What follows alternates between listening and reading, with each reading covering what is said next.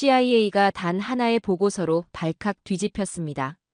중국이 6개월간 미국에게 보낸 정보가 모두 거짓이었다는 충격적인 사실 때문이었죠. 더 놀라운 건 한국이 이 모든 상황을 알고 있으면서도 미국에게는 한마디도 하지 않았다는 거였습니다. 한 고위 분석관은 한국이 우리를 배신했다며 분노했지만 이후 한국에 파견된 CIA 최고의 중국 전문가가 발견한 진실은 모든 이의 예상을 완전히 뒤집는 놀라운 것이었습니다. 대체 한국은 무슨 게임을 하고 있었던 걸까요? 지금부터 그 치밀한 이중 게임의 전말을 공개합니다. 저는 소피아 러셀입니다. CIA 동아시아 분석관으로 15년간 중국 전문가로 일해왔죠. 하버드에서 동아시아학 박사를 받고 베이징에서도 근무했던 경험이 있어서 동북아시아 정세에 대해서는 누구보다 자신이 있었습니다. 그날 오전 9시 랭글리 본부 제7회의실에 긴급 소집되었어요. 리처드 텔슨 부국장의 얼굴이 새파랗게 질려 있었습니다. 그 옆에는 중국 담당 국장과 한국 담당 과장까지 모여 있었어요. 긴급 상황입니다. 리처드가 떨리는 목소리로 입을 열었어요.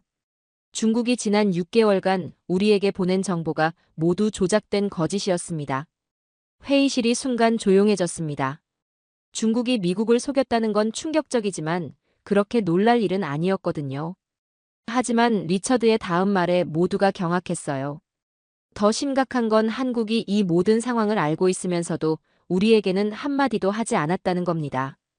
저는 즉시 고개를 저었습니다. 부국장님, 그건 말이 안 됩니다. 한국이 우리를 속일 이유가 없어요. 리처드가 두꺼운 파일을 펼쳐 보여줬습니다. 중국이 미국에게 한중 관계가 악화되고 있다.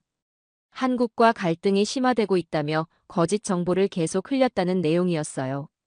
하지만 실제로는 한중이 경제적으로 더욱 긴밀해지고 있었다는 증거들이 나열되어 있었습니다.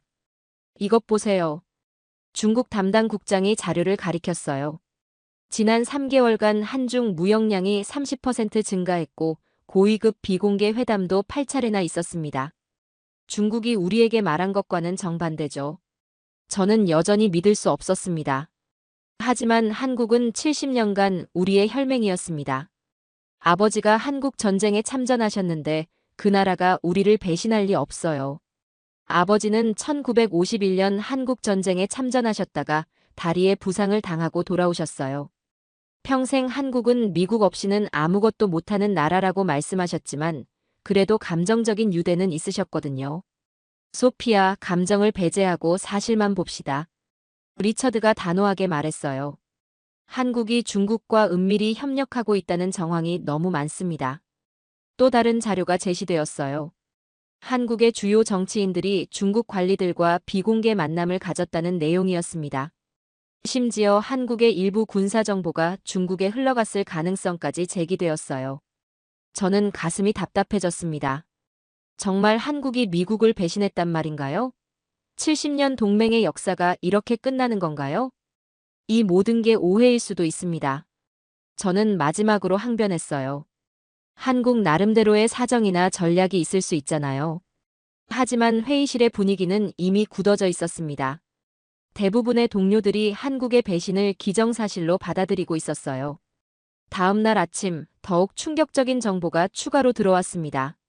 한국과 중국 사이의 비밀 협력이 훨씬 더 광범위하다는 내용이었어요. 리처드가 새로운 파일을 들고 나타났습니다. 밤새 추가 분석한 결과입니다. 상황이 우리가 생각했던 것보다 훨씬 심각해요. 자료를 보니 정말 놀라웠습니다. 한국의 주요 기업들이 중국과 거대한 경제 프로젝트를 추진하고 있었어요. 반도체, IT, 조선업 분야에서 중국과의 기술 협력도 크게 늘어나고 있었습니다. 이건 단순한 경제 협력 수준이 아닙니다. 중국 담당 국장이 분노에 찬 목소리로 말했어요. 한국이 정말 멍청한 건지 아니면 일부러 그러는 건지 모르겠어요. 한국 담당 과장이 더욱 격하게 반응했습니다. 중국이 지금 무엇을 하고 있는지 모르는 겁니까? 남중국해 침공, 대만 위협, 위구르 탄압. 이런 나라와 경제 협력을 한다고요? 한국에서 자주 나오는 말이 있죠. 중국 담당 국장이 비웃듯 말했어요. 안보는 미국과 경제는 중국과 함께 한다는 식으로 말이에요. 이게 얼마나 바보 같은 소리인지 모르는 건가요? 리처드가 고개를 저으며 거들었습니다. 안보와 경제를 분리할 수 있다고 생각하는 것 자체가 순진한 발상이에요. 중국이 경제적 영향력으로 정치적 압박과 자원 수탈을 하는 건 이미 전 세계에서 확인된 사실인데 말이죠. 정말 이해가 안 됩니다. 또 다른 분석관이 고개를 저었어요. 중국이 주변국들을 하나씩 집어삼키려는 야욕을 드러내고 있는데 한국이 그 먹잇감이 되려고 자진해서 나서는 꼴이에요. 일본에서도 자살하는 국가는 처음 본다고도 했었죠. 한국 담당 과장이 더욱 격앙된 목소리로 말했습니다. 경제는 중국과 한다면서 안보만 우리한테 의존하겠다는 거 아닙니까? 이게 말이 되는 소리예요? 중국 돈 받아먹으면서 유사시에는 미군이 목숨 걸고 지켜달라는 거죠? 리처드가 더욱 심각한 표정으로 말했습니다. 문제는 이게 단순한 무지가 아닐 수도 있다는 겁니다. 한국 내부에 중국의 영향을 받는 세력이 있을 가능성이 높아요. 회의실 분위기가 더욱 차갑게 변했습니다. 중국 담당 국장이 의심스러운 눈빛으로 말했어요. 한국 정치인들 중에 중국에 매수된 인물들이 다수 있는 것 같습니다.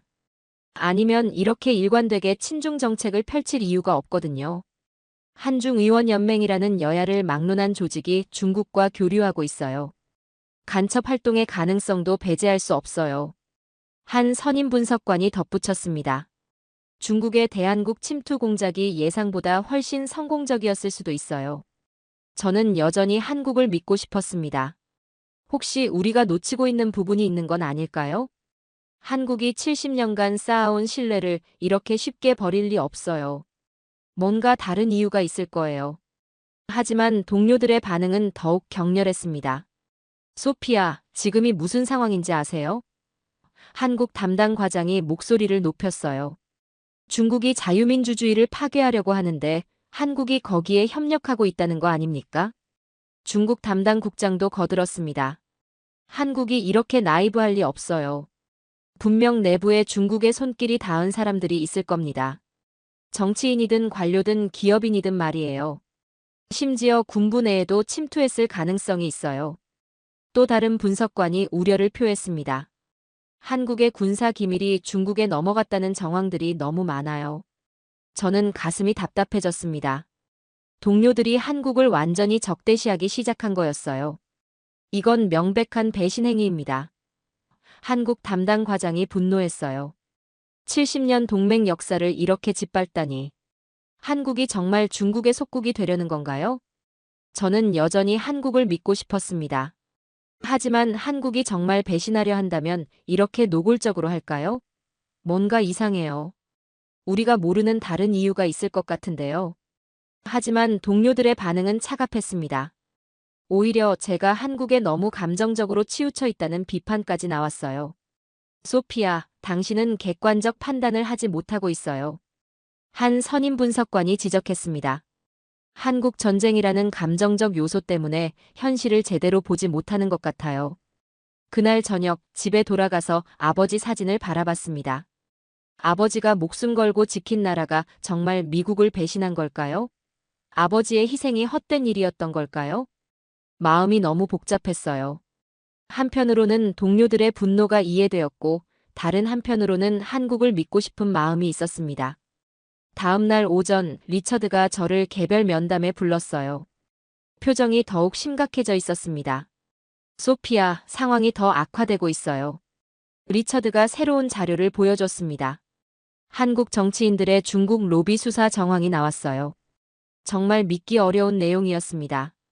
여러 한국 정치인들이 중국으로부터 경제적 지원을 받고 친중 정책을 추진하고 있다는 의혹이었어요.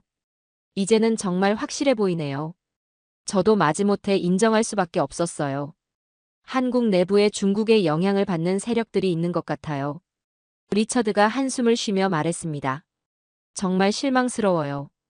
한국이 이렇게 쉽게 중국의 회유에 넘어갈 줄은 몰랐어요. 70년 동맹이 이렇게 무너지다니.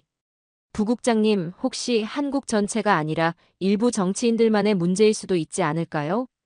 한국 정부 전체가 이런 결정을 내렸다고 보기엔 너무 성급한 것 같아요. 아니에요, 소피아.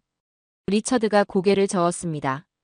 이 정도 규모면 정부 차원의 정책 변화예요. 한국이 의도적으로 중국 쪽으로 기울고 있는 거죠.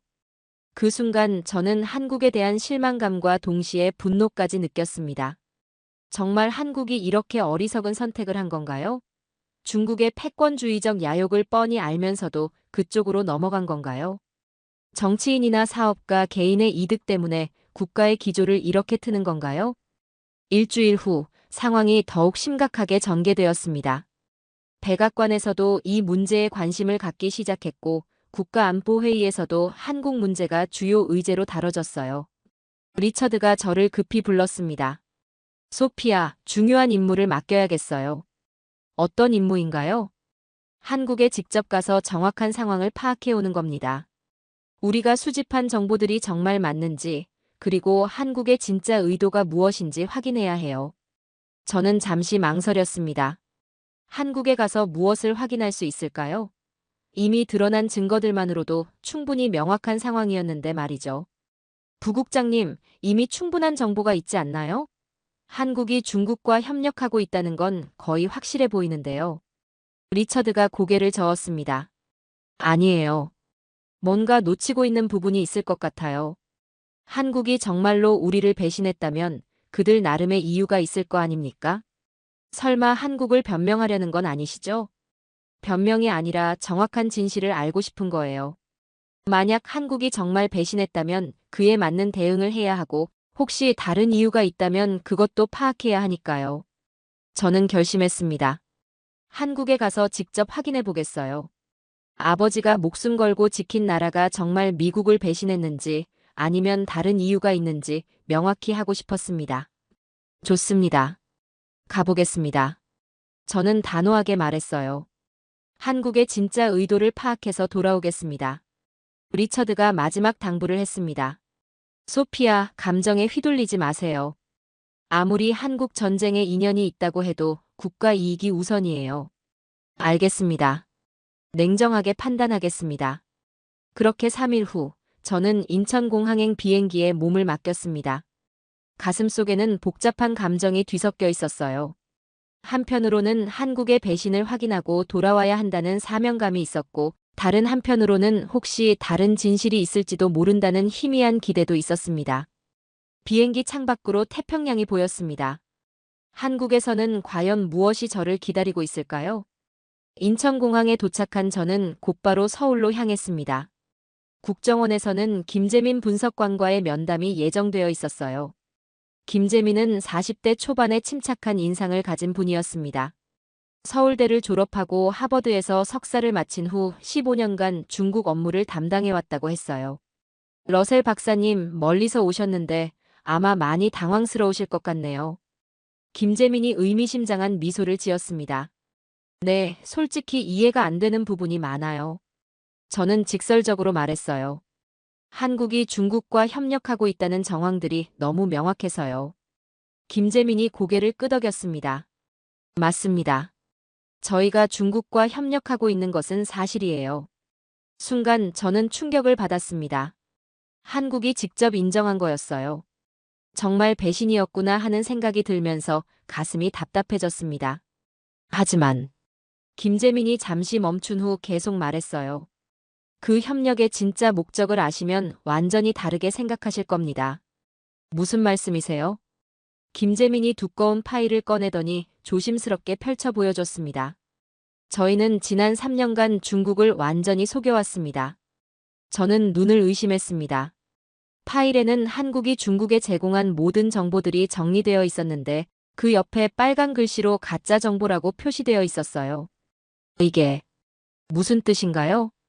중국에게 준 정보의 80%가 조작된 가짜입니다. 김재민이 차분하게 설명했어요. 나머지 20%는 중국이 이미 알고 있던 내용들이고요. 김재민이 잠시 멈춘 후 조심스럽게 덧붙였습니다.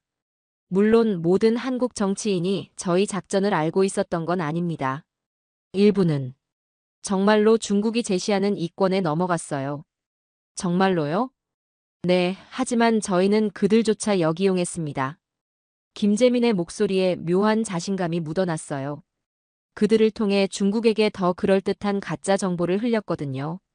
중국 입장에서는 진짜 배신자가 주는 정보니까 더 믿을 수밖에 없었죠.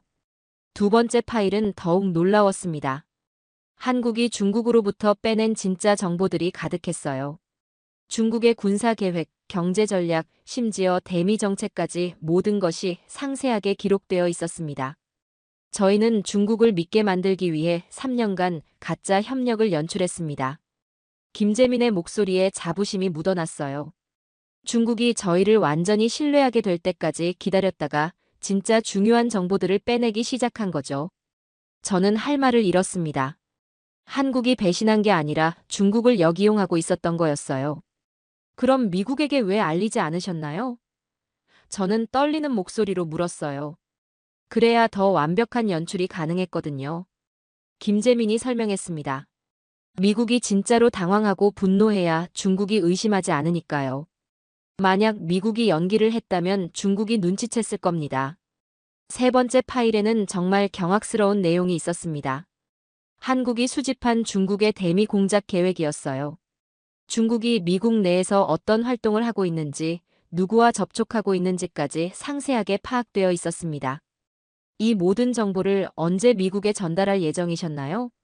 사실 다음 주에 전달하려고 했습니다. 김재민이 미안한 표정을 지었어요. 3년간의 작업이 거의 끝나가는 시점이었거든요. 중국에서 핵심 정보를 모두 빼낸 상태라서요. 그 순간 저는 깨달았습니다. 한국이 얼마나 치밀하고 위험한 게임을 해왔는지를 말이죠. 그리고 그 모든 것이 미국을 위한 것이었다는 사실에 감동받았습니다. 김재민은 저를 국정원의 특별작전실로 안내했습니다. 그곳에서 저는 정말 놀라운 광경을 목격했어요. 벽면 가득한 스크린에는 중국 관련 정보들이 실시간으로 업데이트되고 있었습니다. 중국 고위 관리들의 동선, 주요 정책 결정 과정, 심지어 시진핑 주석의 일정까지 모든 것이 파악되고 있었어요. 이것이 저희가 3년간 구축한 대중국 정보망입니다. 김재민이 자랑스럽게 설명했어요. 중국 내부에 저희의 협조자들이 있고 그들을 통해 핵심 정보를 실시간으로 수집하고 있습니다. 한 분석관이 다가와서 최근 성과를 설명해줬습니다. 중국이 대만 침공을 언제 시도할지, 어떤 방식으로 진행할지까지 구체적인 계획을 파악했다는 거였어요. 어떻게 이런 정보까지 얻을 수 있었나요?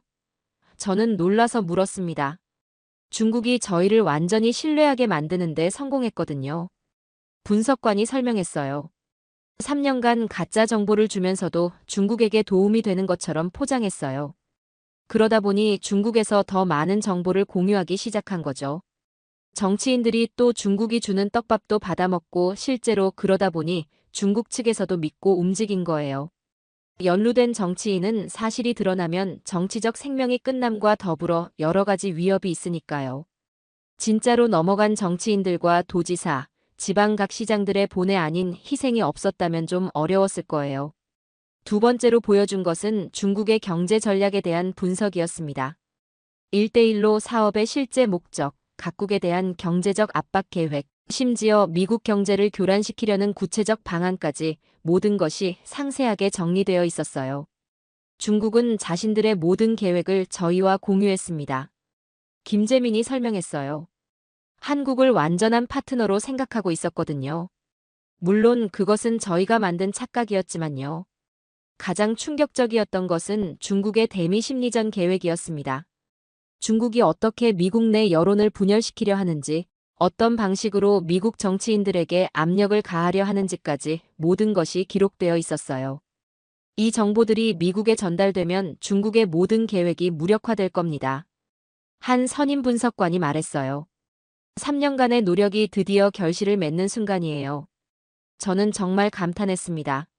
한국이 이렇게 치밀하고 위험한 작전을 성공적으로 수행했다는 것이 믿기지 않았어요.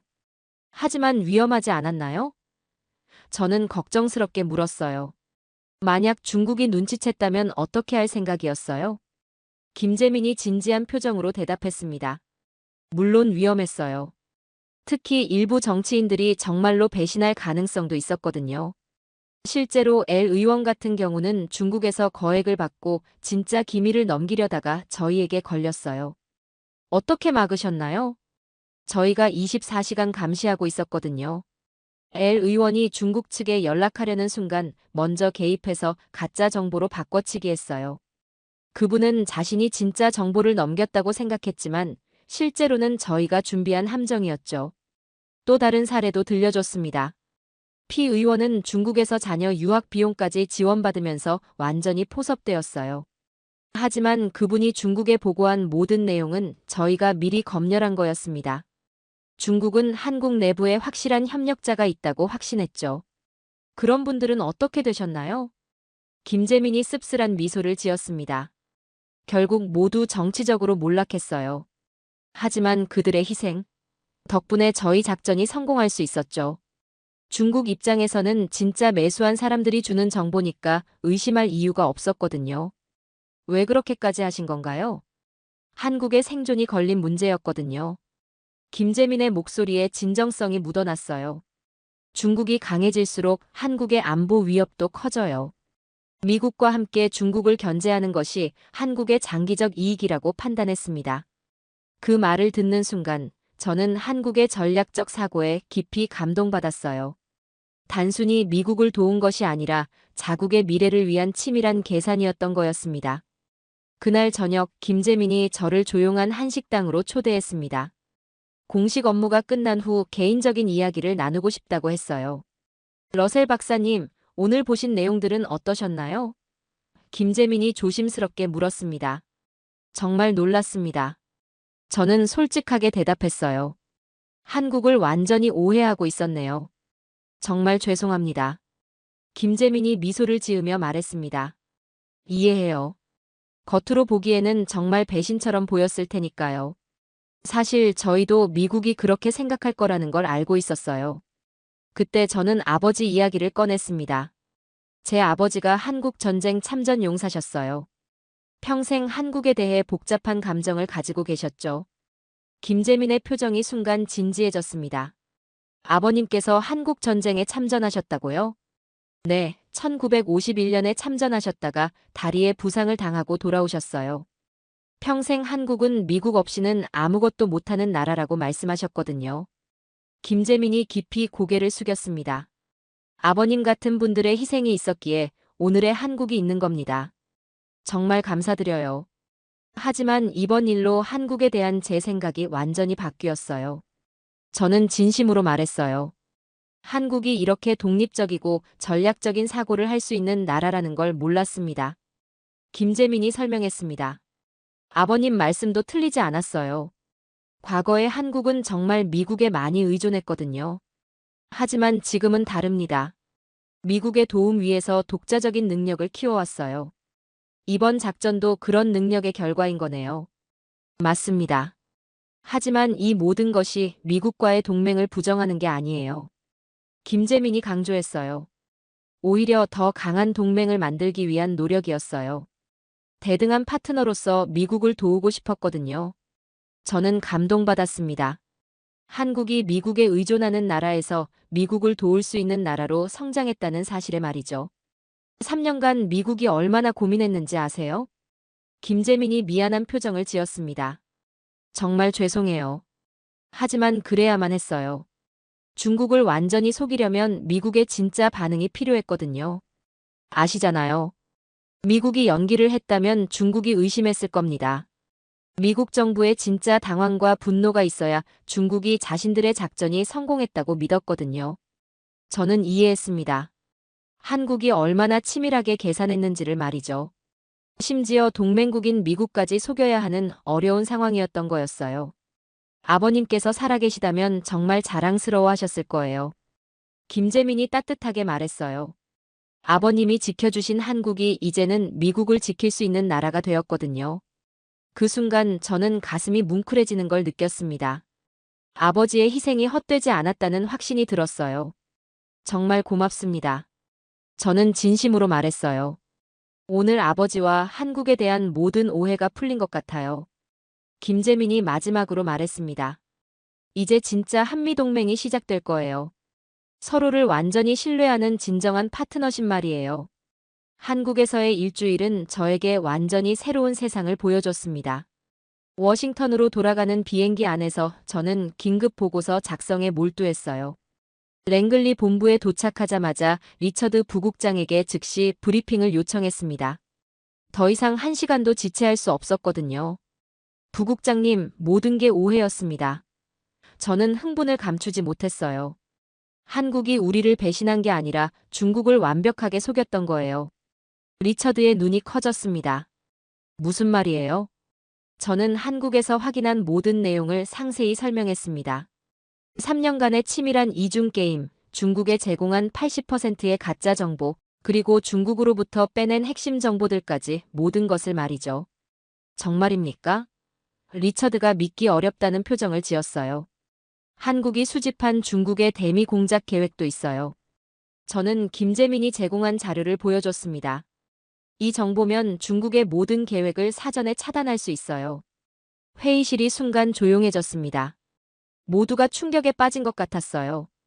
그럼 지난 6개월간 우리가 한국을 의심한 것은? 중국 담당 국장이 말을 잇지 못했어요. 한국의 작전 계획이었습니다. 저는 단호하게 말했어요. 우리의 진짜 반응이 있어야 중국이 의심하지 않았거든요. 리처드가 고개를 저었습니다. 정말 대단하네요. 우리까지 속일 정도로 완벽한 연출이었다는 거군요. 저는 며칠에 걸쳐 상세한 정책 제안서를 작성했습니다.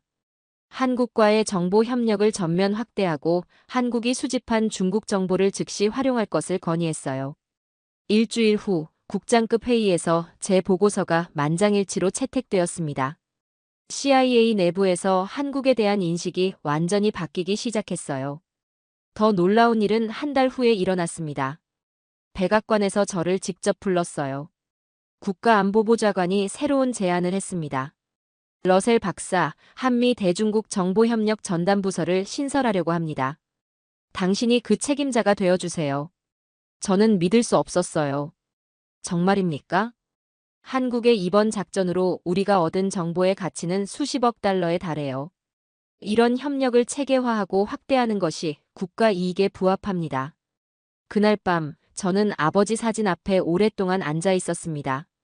아버지가 목숨 걸고 지킨 나라가 이제는 미국을 지키는 나라가 되었다는 게 정말 자랑스러웠어요. 아버지, 한국이 정말 대단한 나라로 성장했어요. 저는 마음속으로 말했습니다. 이제는 미국과 함께 세계 평화를 지키는 파트너가 되었습니다. 제가 앞으로 해야 할 일이 무엇인지 명확해졌어요. 한국과 함께 중국의 위협에 맞서고 자유민주주의를 지키는 일에 평생을 바치겠다고 다짐했습니다. 6개월이 지난 지금 저는 한미 대중국 정보협력 담당관으로서 완전히 새로운 삶을 살고 있습니다. 김재민과는 매주 화상회의를 하며 중국 관련 정보를 실시간으로 공유하고 있어요. 가장 보람 있었던 순간은 지난달에 있었습니다. 중국이 동남아시아에서 또 다른 정치 공작을 시도하려 했는데 한국이 미리 파악한 정보 덕분에 미국이 선제적으로 막을 수 있었어요. 러셀 박사님 덕분에 한미 정보 협력이 이렇게 발전할 수 있었습니다. 김재민이 화상회의에서 말했어요. 이제 중국도 함부로 행동하지 못할 겁니다. 정말 그랬습니다. 한국이 제공한 정보로 중국의 여러 계획들이 사전에 무력화되고 있었어요. 중국도 자신들의 정보가 새고 있다는 걸 알고 당황하고 있었습니다. 백악관에서도 저의 성과를 극찬했습니다. 대통령이 직접 저를 만나서 격려해주기도 했어요. 러셀 박사, 한국과의 협력이 이렇게 성과가 좋을 줄 몰랐네요. 대통령이 말했습니다. 중국 견제에 있어서 한국이 이렇게 중요한 역할을 할 줄 누가 알았겠어요. 한국의 능력을 과소평가했던 게 저희의 실수였습니다. 저는 겸손하게 대답했어요. 이제라도 제대로 된 파트너십을 구축할 수 있어서 다행입니다. 개인적으로도 큰 변화가 있었습니다. 아버지에 대한 제 생각이 완전히 바뀌었어요. 아버지의 희생 덕분에 한국이 오늘날의 강력한 동맹국으로 성장할 수 있었다는 걸 깨달았거든요.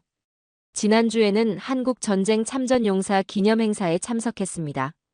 그곳에서 아버지와 함께 참전했던 다른 용사분들을 만날 수 있었어요.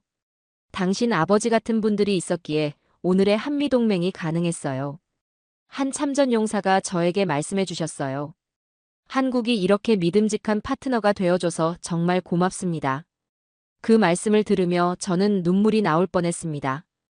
아버지의 희생이 정말 의미 있는 일이었다는 걸 확신할 수 있었거든요.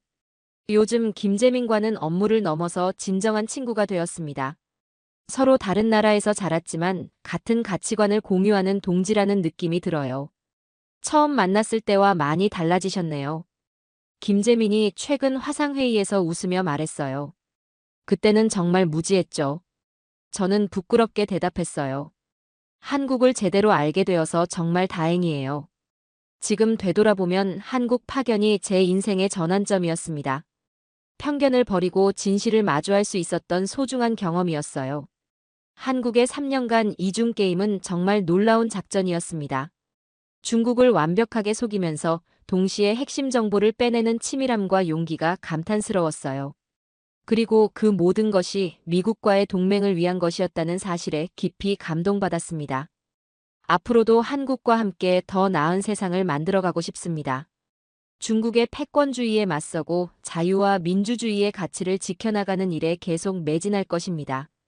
아버지가 목숨 걸고 지켜주신 한국이 이제는 세계 평화의 수호자가 되었어요. 정말 자랑스럽습니다. 한국과 미국이 함께라면 어떤 위협도 이겨낼 수 있을 것 같아요. 시상대 위에서 트로피를 받는 순간입니다. 올해의 FBI 특별 공로상을 수여합니다. 무대 뒤에서 누군가 걸어 나오고 있었습니다. 관객들이 박수를 치며 기다렸죠. 수천 명의 시선이 무대 중앙으로 집중됐습니다. 그런데 뭔가 이상했습니다. 상을 받는 건 사람이 아니었습니다.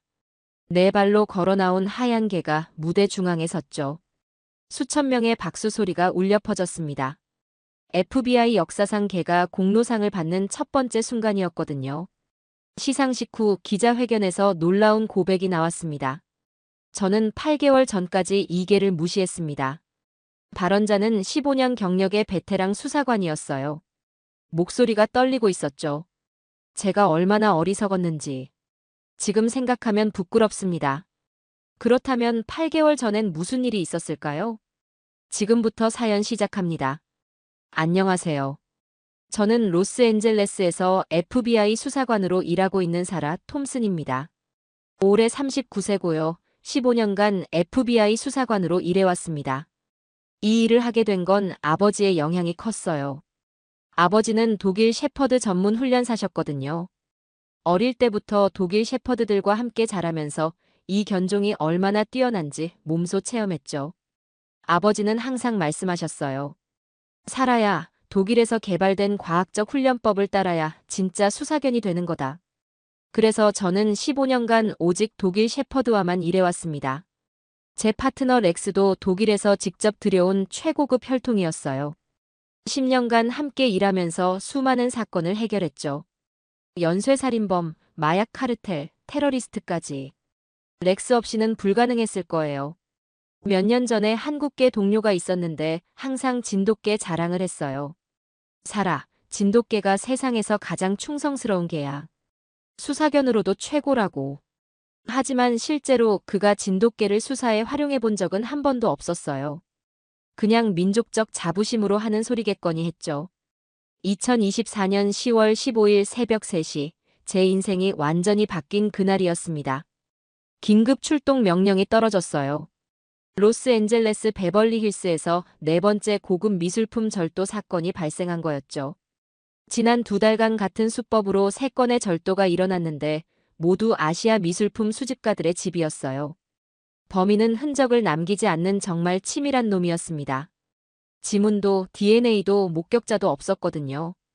더 놀라운 건 범인의 전문성이었어요. 최신 보안 시설을 무력화시키고 CCTV 사각지대만 골라서 움직였습니다.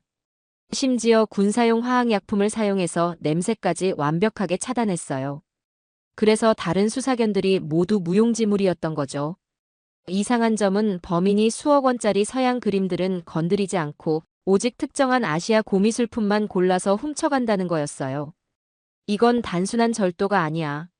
동료 수사관이 말했어요. 뭔가 다른 목적이 있는 것 같은데. 너무 선택적이야. 전문 조직의 소행 같아. 현장에 도착했을 때 상황은 정말 신기했어요.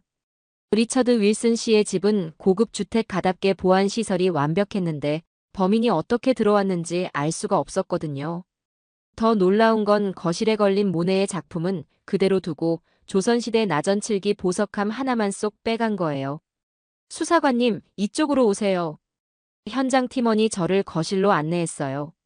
그곳에서 저는 처음으로 하늘이를 만났습니다. 하얀 털의 중형견이 소파 구석에 앉아 있었어요. 주인을 잃어버린 듯 불안해 보였죠. 이 개가 유일한 목격자예요. 집주인 리처드 윌슨 씨가 키우고 있는 진돗개래요. 진돗개라는 말에 저는 별 관심을 두지 않았어요. 어차피 개가 증언할 수는 없잖아요. 더군다나 아시아 견종이면 수사에 별 도움이 안 될 거라고 생각했거든요. 리처드 윌슨 씨는 60대 초반의 백인 미술품 딜러였는데 자신의 소중한 컬렉션을 잃은 충격으로 많이 당황해 있었어요. 겨우 몇 마디 건져들은 게 전부였죠. 어젯밤 11시 30분쯤 하늘이가 갑자기 짖기 시작했어요. 평소엔 절대 그러지 않는 애인데 뭔가를 경계하는 것 같았어요. 그런데 이상한 건 특정 방향만 계속 보면서 낮게 으르렁거렸거든요. 마치 뭔가 위험한 걸 감지한 것처럼.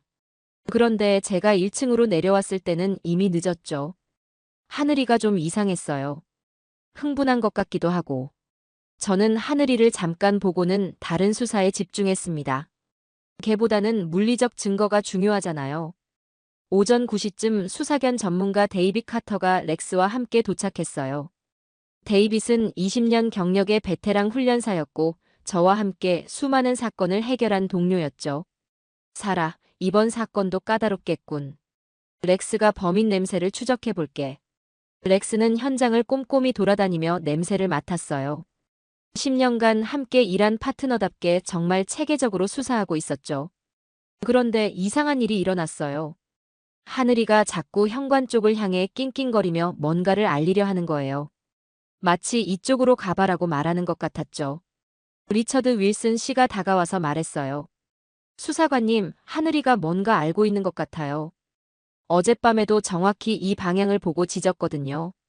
저는 고개를 저었습니다. 윌슨 씨, 걔가 수사를 도울 수 있다고 생각하세요? 저희는 검증된 표준 절차로 수사를 해야 해요. 감정에 휘둘리면 안 되거든요. 데이빗도 제 말에 동의했어요. 맞습니다. 진돗개는 FBI 표준 수사견 훈련을 받지 않았어요. 아시아 견종들은 체계적인 수사견 훈련 과정에 맞지 않아요. 집중력도 떨어지고 명령 수행 능력도 부족하죠. 윌슨 씨가 조금 서운한 표정을 지었지만 저희는 렉스의 수사에 집중했습니다. 렉스는 정말 전문적으로 현장을 수색했어요. 하지만 결과는 실망스러웠습니다. 범인의 냄새를 전혀 찾지 못한 거예요. 이상하네. 평소라면 분명히 뭔가 단서를 찾았을 텐데. 데이빗도 당황스러워했어요. 렉스가 이렇게 아무것도 찾지 못한 건 정말 드문 일이었거든요. 과학수사팀이 나중에 밝혀낸 바로는 범인이 군사용 냄새 차단제를 사용했다고 했어요. 그래서 일반 수사견들이 모두 무력화된 거였죠. 3일 후 수사는 완전히 막다른 길에 도달했습니다. 렉스와 FBI 수사진이 베벌리 힐스 일대를 샅샅이 뒤졌지만 결정적인 단서를 찾지 못했거든요. 범인의 냄새 추적도 실패했고 지문이나 DNA도 발견되지 않았어요. 더 당황스러운 건 이 절도범들이 정말 전문가라는 점이었습니다. CCTV는 교묘하게 피해갔고 알람 시스템도 무력화시켰어요. 심지어 경비견들조차 짖지 않았다고 하더라고요. 마치 유령 같은 범인들이었죠. 그때 FBI 미술품 전담팀에서 충격적인 사실을 발견했어요. 이 미술품들. 아시아 미술 전문가가 심각한 표정으로 말했어요. 모두 일제강점기에 반출되었다가 최근에 되찾은 한국 왕실 유물들이에요. 그것도 극비로 반환된 것들이죠. 무슨 뜻이에요? 누군가 의도적으로 한국 문화재를 노리고 있다는 뜻입니다. 이건 단순한 절도가 아니라 국제문화재 밀매 조직의 소행일 가능성이 높아요. 이런 물건들은 해외 암시장에서 원래 가치의 10배 이상에 거래되거든요. 상황이 심각해졌습니다. 이제 개인적인 절도 사건이 아니라 국제적인 문화재 밀매 사건이었던 거죠. 하지만 며칠 뒤 정말 충격적인 일이 일어났습니다. 또 다른 절도 사건이 발생한 거였어요. 이번에도 같은 패턴이었죠. 베벌리 힐스의 다른 아시아 미술품 수집가 집에서 고려시대 청동 향로 하나만 쏙 빼간 거예요. 더 당황스러운 건 렉스가 이번에도 완전히 무용지물이었다는 점입니다. 범인의 냄새를 전혀 찾지 못했고 오히려 엉뚱한 곳으로만 안내했어요. 이상해. 렉스는 지금까지 실패한 적이 없었는데. 데이빗 카터도 당황했습니다. 20년 경력의 베테랑 훈련사가 이렇게 혼란스러워하는 모습은 처음 봤어요. 그런데 더 심각한 일이 벌어졌어요. 그날 저녁 윌슨 씨에게서 급한 전화가 왔습니다. 수사관님, 하늘이가 지금 미친 것처럼 짖고 있어요. 그런데 집 뒤에 정말로 수상한 사람이 있는 것 같아요. 저는 즉시 데이빗과 함께 출동했습니다. 윌슨 씨 집에 도착하니 정말로 하늘이가 뒷마당을 향해 격렬하게 짖고 있었어요. 평소 온순한 모습과는 완전히 달랐죠. 저기, 윌슨 씨가 떨리는 목소리로 가리켰습니다. 뒷담 너머로 검은 옷을 입은 남자가 도망가는 게 보였어요. 저는 즉시 추격에 나섰습니다. 멈춰서. 하지만 범인은 계속 도망쳤어요. 좁은 골목길을 지나 복잡한 주택가로 사라져갔습니다. 저는 무전기로 지원을 요청하면서 계속 뒤쫓았어요. 본부, 절도 용의자 추격 중. 베벌리 힐스 윌로우 스트리트 방향으로 도주 중입니다. 범인은 정말 빨랐어요. 마치 이 지역을 훤히 아는 것처럼 복잡한 골목길들을 능숙하게 빠져나갔습니다. 15분간 추격했지만 결국 놓치고 말았어요. 하지만 중요한 단서를 발견했습니다. 범인이 도망가면서 떨어뜨린 작은 용기였어요. 이건 뭐지? 과학수사팀이 분석해보니 군사용 냄새 차단 스프레이였어요. 이런 물질을 사용하면 일반 수사견들이 냄새를 전혀 맡을 수 없습니다. 그래서 렉스가 실패한 거군요. 돌아와서 하늘이를 보니 정말 놀라웠습니다. 이 개가 범인의 접근을 미리 감지한 거였어요. 만약 하늘이가 없었다면 윌슨 씨는 또 다른 피해를 당했을지도 모르죠. 하늘이가 없었다면 완전히 당했을 뻔했네요. 윌슨 씨가 아직도 떨리는 목소리로 말했어요. 이 애가 30분 전부터 계속 경계하고 있었거든요. 마치 누군가 오는 걸 미리 알고 있는 것처럼. 그때부터 저는 조금씩 하늘이에게 관심을 갖기 시작했습니다. 정말로 이 개가 뭔가 특별한 능력이 있는 건 아닐까 하는 생각이 들었거든요.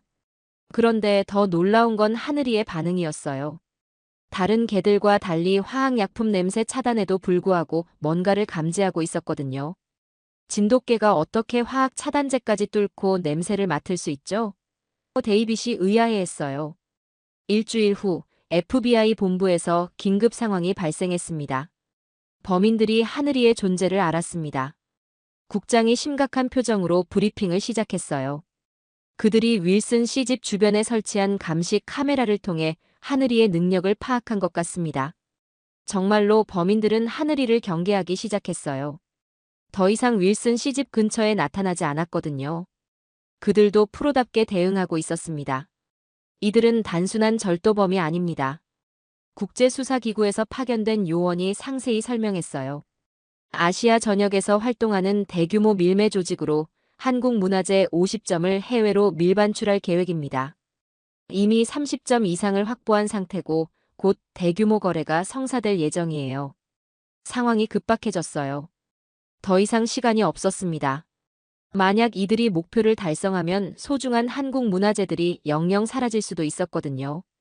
이 조직은 한국뿐만 아니라 중국, 일본의 문화재도 노리고 있어요. 미국이 이번에 제대로 막지 못하면 다른 나라들에도 큰 피해가 갈 겁니다. 그런데 더 심각한 일이 벌어졌어요. 윌슨 씨에게 협박 편지가 도착한 거였습니다. 개를 계속 수사에 사용하면 안전을 보장할 수 없다. 범인들이 하늘이를 제거하려 한다는 뜻이었어요. 저는 즉시 윌슨 씨와 하늘이에게 24시간 보호를 제공했습니다.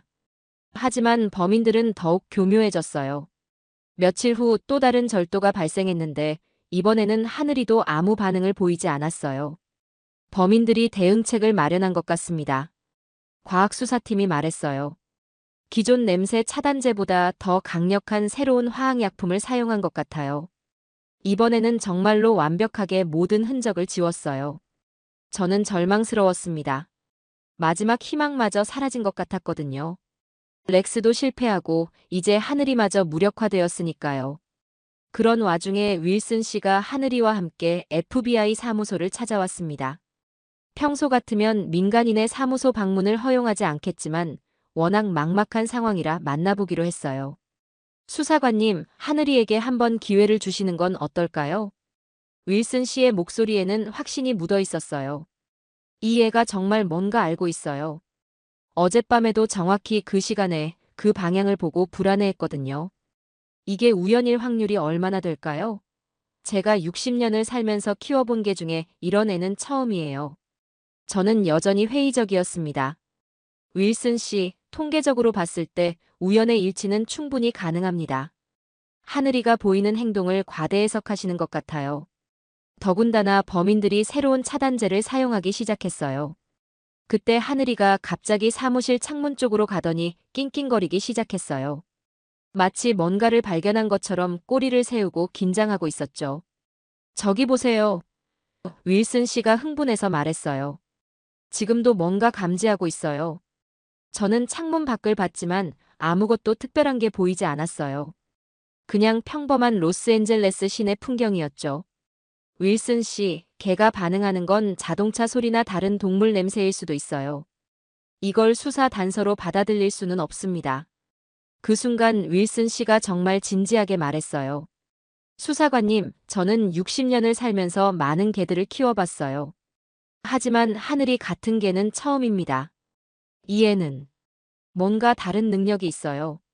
제가 미술품 딜러로 일하면서 전 세계를 다녀봤지만 이런 직감을 가진 동물은 처음 봅니다.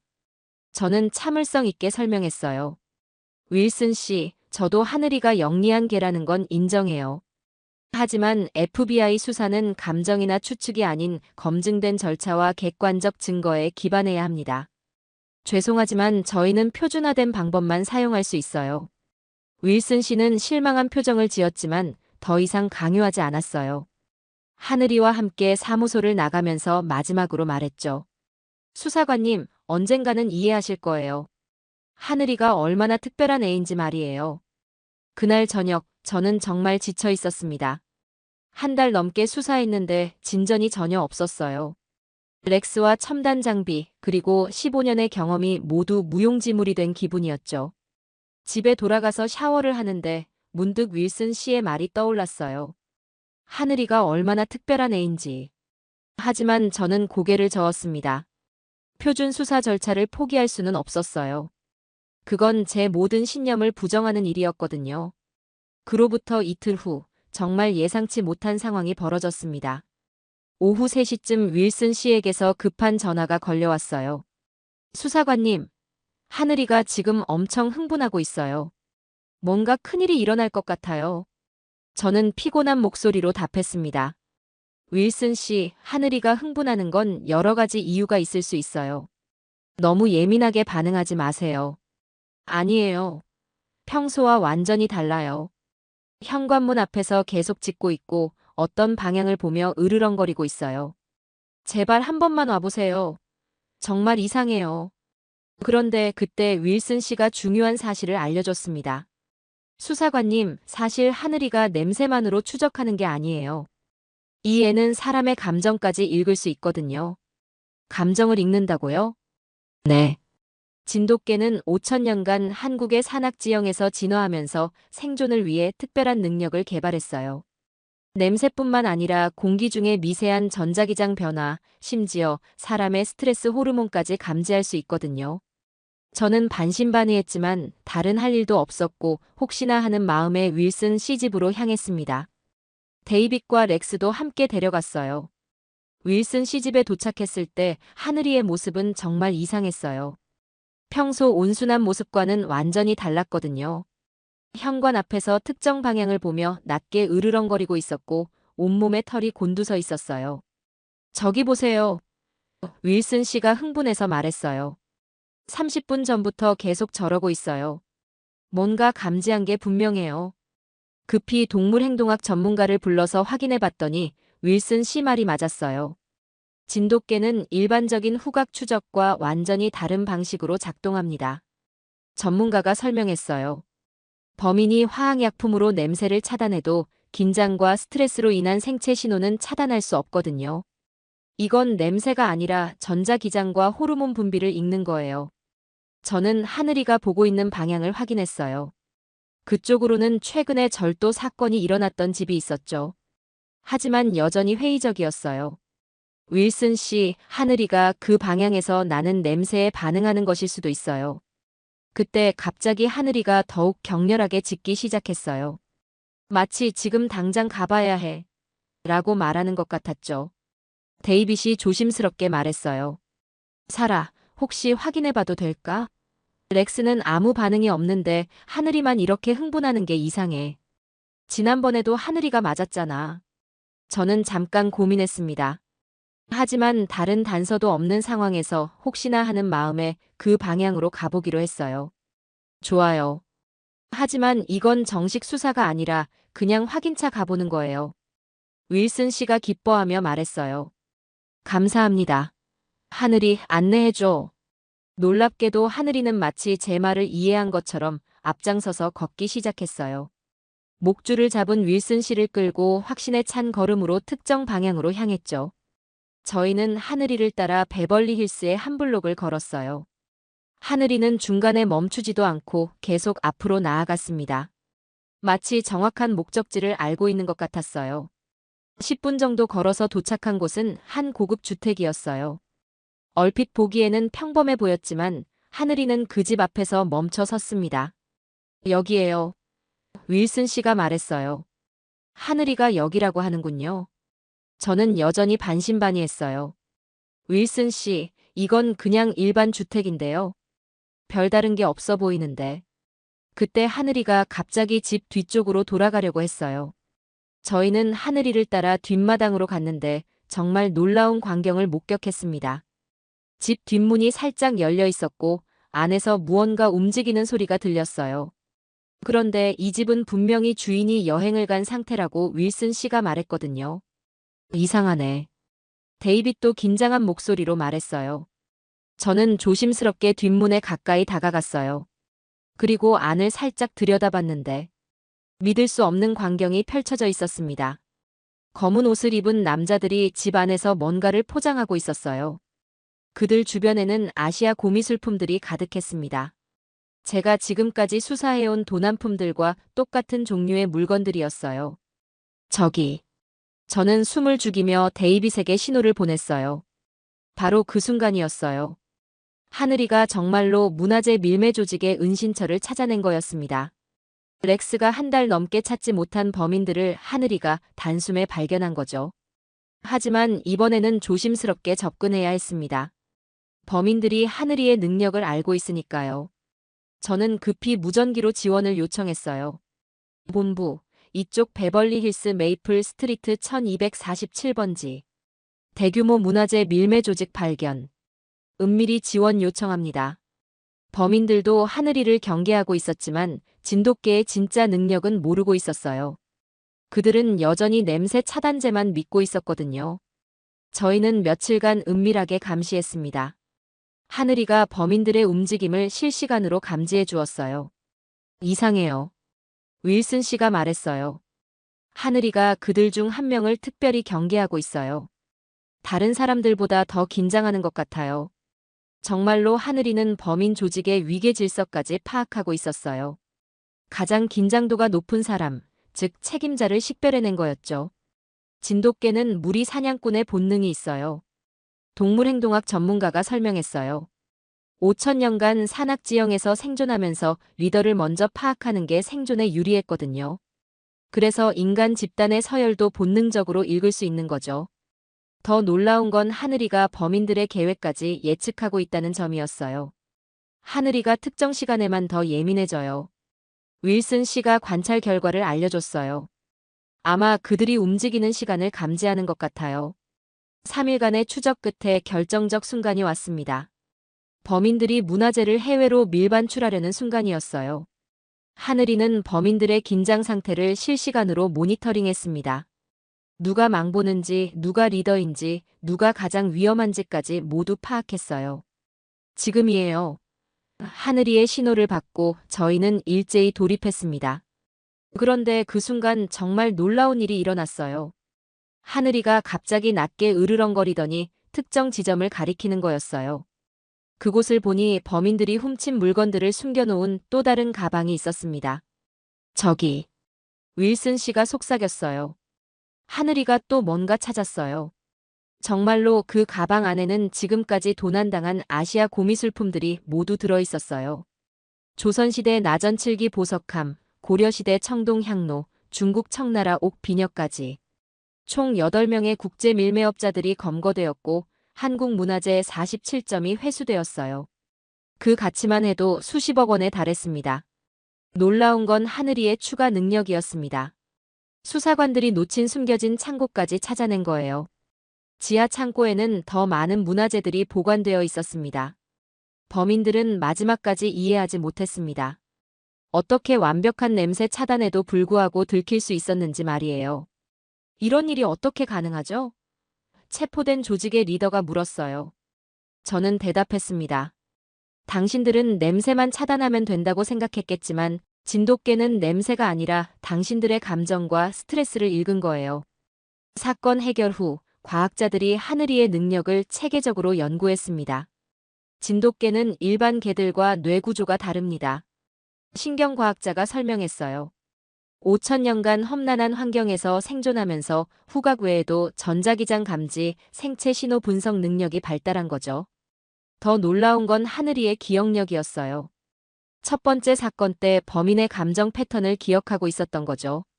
냄새는 차단할 수 있지만 스트레스로 인한 생체 전기장은 차단할 수 없어요. 진돗개는 그걸 읽는 거죠.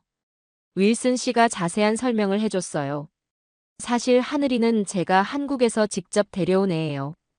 젊었을 때 한국에서 미술품 거래를 하면서 진돗개의 특별함을 목적했거든요. 한국의 산악 지역에서는 진돗개가 사람의 상태를 읽고 위험을 미리 감지하는 능력으로 유명해요. 산에서 조난당한 사람을 찾을 때도 진돗개가 그 사람의 생존 여부를 미리 알 수 있다고 하더라고요. 저는 완전히 놀랐습니다. 제가 그동안 무시했던 능력이 이렇게 과학적인 근거가 있었다니요. 데이빗 카터도 인정할 수밖에 없었습니다. 이건 우리가 지금까지 알던 수사견의 개념을 완전히 바꿔야 할 만한 능력이네요. 렉스도 훌륭하지만 하늘이는 완전히 다른 차원의 능력을 가지고 있어요. 더욱 놀라운 사실이 밝혀졌습니다. 하늘이가 범인들의 은신처를 찾아낸 것뿐만 아니라 그들이 계획하고 있던 다음 목표까지 알아낸 거였어요. 하늘이가 보여준 방향을 분석해보니 범인들이 다음에 노렸던 집이 맞습니다.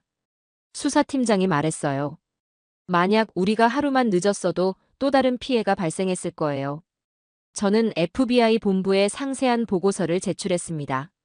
진돗개는 단순한 후각견이 아닙니다. 생체 신호 분석, 감정 상태 감지, 장기 기억 등 기존 수사견과는 완전히 다른 차원의 능력을 보유하고 있습니다. 상관들도 이번 사건의 성과를 무시할 수 없었어요. 살아, 정말 놀라운 결과네. 하지만 이런 능력을 어떻게 체계화할 수 있을까? 그게 바로 핵심입니다. 저는 확신에 차서 말했어요. 진돗개는 기계적 훈련보다는 감정적 유대가 중요해요. 서구식 훈련법과는 완전히 다른 접근이 필요합니다. 저는 과거의 편견을 솔직하게 인정했습니다. 저도 처음에는 독일 shepherd만이 최고라고 생각했어요. 하지만 각 견종이 진화한 환경과 문화에 따라 고유한 능력을 개발한다는 걸 알게 되었습니다. 진돗개의 능력은 단순히 개 품종의 문제가 아니라 한국 문화 전체의 특성을 반영하는 것 같아요. 충성, 끈기, 직감. 이런 가치들이 오랫동안 축적되어 이런 특별한 능력을 만들어낸 것 같습니다. 윌슨 씨도 FBI에 와서 하늘이의 능력을 시연했습니다. 여러 수사관들 앞에서 하늘이가 숨겨진 증거를 찾아내는 모습을 보여줬죠. 데이빗 카터마저 인정했어요. 렉스와 하늘이는 서로 다른 영역에서 최고의 능력을 발휘해요. 함께 일한다면 완벽한 팀이 될 것 같습니다. 윌슨 씨가 감동받아 말했습니다. 수사관님이 이렇게 이해해 주시니까 정말 고맙습니다. 처음엔 하늘이를 무시당해서 많이 속상했거든요. 제가 잘못 생각했어요.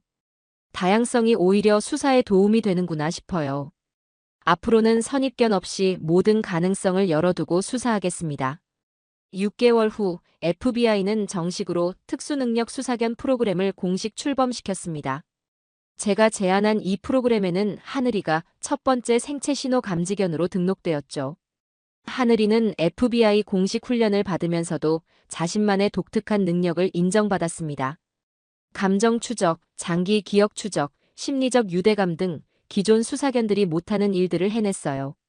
더 놀라운 건 전국 각지에서 진돗개를 키우는 한국계 미국인들이 FBI에 연락해오기 시작한 거였어요. 저희에게도 수사에 도움이 될 수 있을까요? FBI는 진돗개 특별수사단을 만들어서 체계적으로 연구하기 시작했습니다. 한국에서도 진돗개 전문가들이 와서 교육 프로그램을 개발했죠. 저는 하늘이와 함께 여러 사건을 해결하면서 최고의 파트너가 되었습니다. 하늘이는 단순한 수사견이 아니라 진정한 동반자예요. 하늘이는 이후 여러 불가능해 보이는 사건들을 해결했습니다. 화학 테러범의 감정 상태를 읽어내고 실종자의 스트레스 신호를 감지하고 심지어 거짓말하는 용의자까지 식별해냈어요. 윌슨 씨는 하늘이를 FBI에 정식으로 기증했습니다. 하늘이가 많은 사람들을 도울 수 있게 되어서 정말 기뻐요. 진돗개의 진짜 능력이 인정받아서 더욱 기쁩니다. 저는 깊은 감동을 받았습니다. 윌슨 씨 덕분에 저도 많이 배웠어요. 편견이 얼마나 위험한지, 그리고 다른 문화의 가치를 인정하는 게 얼마나 중요한지. 1년 후, 저는 국제수사학회에서 발표했습니다. 진돗개를 통해 우리는 수사의 새로운 패러다임을 발견했습니다. 각 문화권의 견종이 가진 고유 능력을 인정하고 활용하는 것이 미래 수사의 방향입니다. 서구적 훈련만이 답이 아니라 각 문화의 고유한 지혜가 현대 수사에도 큰 도움이 될 수 있다는 걸 알게 되었어요. 하늘이는 이제 FBI 로스앤젤레스 지부의 마스코트가 되어서 많은 사람들의 사랑을 받고 있습니다. 그리고 매년 진돗개의 날을 만들어서 한국 문화를 알리는 행사도 열고 있죠. 저는 마지막으로 말합니다. 하늘이를 통해 배운 가장 큰 교훈은 진정한 능력은 표면에 드러나지 않는다는 거예요. 5,000년간 축적된 진돗개의 지혜와 충성심, 그리고 과학으로도 설명되는 특별한 능력들. 이 모든 것이 합쳐져서 불가능을 가능하게 만든 거였습니다.